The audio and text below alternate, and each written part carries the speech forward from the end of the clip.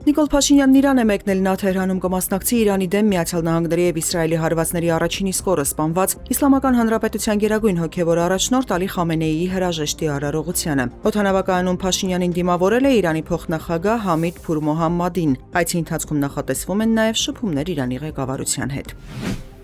ՔՊԱ-ական պատգամավոր Արուսյակ Մանավազյանը կուսակցության վարչության նիստում փակ գաղտնի քվեարկությամբ ընտրվել է խմբակցության ղեկավարի թեկնածու։ Այս պաշտոնի համար առաջադրվել էր նաև Արթուր Հովհաննիսյանը։ Ընտրությունից հետո Հովհաննիսյանը հեռացել է վարչության նիստից։ Մինչ այս էլ քաղաքացիական պայմանագիրը խորհրդարանի նախագահի թեկնածու է ընտրել Ռուբեն Ռուբինյանին, փոխնախագահների պաշտոնի թեկնածուներ Հայկ Կոնջորյանին եւ Վահագն Ալեքսանյանին։ Ազգային ժողովի երրորդ փոխխոսնակը պետք է ընդդիմության ներկայացուցիչ լինի։ Հակակոռուպցիոն կոմիտեն հայտնել է ընտրակաշառքի հերթական դեպքը բացահայտելու մասին, այն առնչվում է Ուժեղ Հայաստան կուսակցության գավառի գրասենյակի պատասխանատուին։ Քրեական վարույթի շրջանակում մի քանի անձ է ձերբակալվել, խոզարկություններ են կատարվել։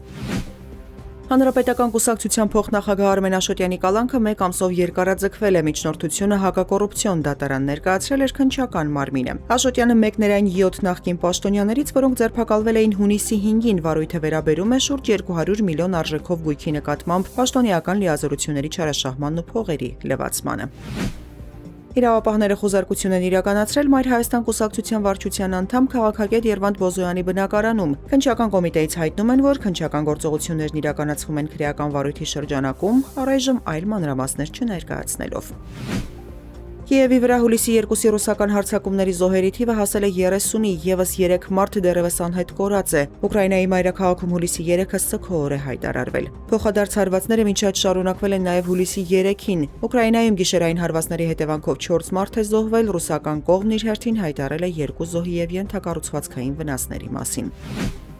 ԱՄՆ նախագահ Դոնալդ Թրամփը հայտարարել է, որ Վաշինգտոնը հասել է Իրանի հետ հակամարտության գրեթե բոլոր նպատակներին։ Նա հավելել է, նրանք համաձայնել են գրեթե այն ամենի հետ, ինչ իրենց անհրաժեշտ է։ Թրամփը եւս մեկ անգամ պնդել է, ամերիկյան զորքերը ոչնչացրել են Իրանի ռազմական ներուժը, նավատորմը, օդուժը, ռադարային համակարգերն ու ղեկավարներին։ Թեհրանի հետ բանակցությունները շարունակվում են եւ ռազմական հակամարտությունը հանգեցրել է Իսլամական Հանրապետության միջուկային զենքի հարցի լուծմանը, եզրափակել է ԱՄՆ նախագահը։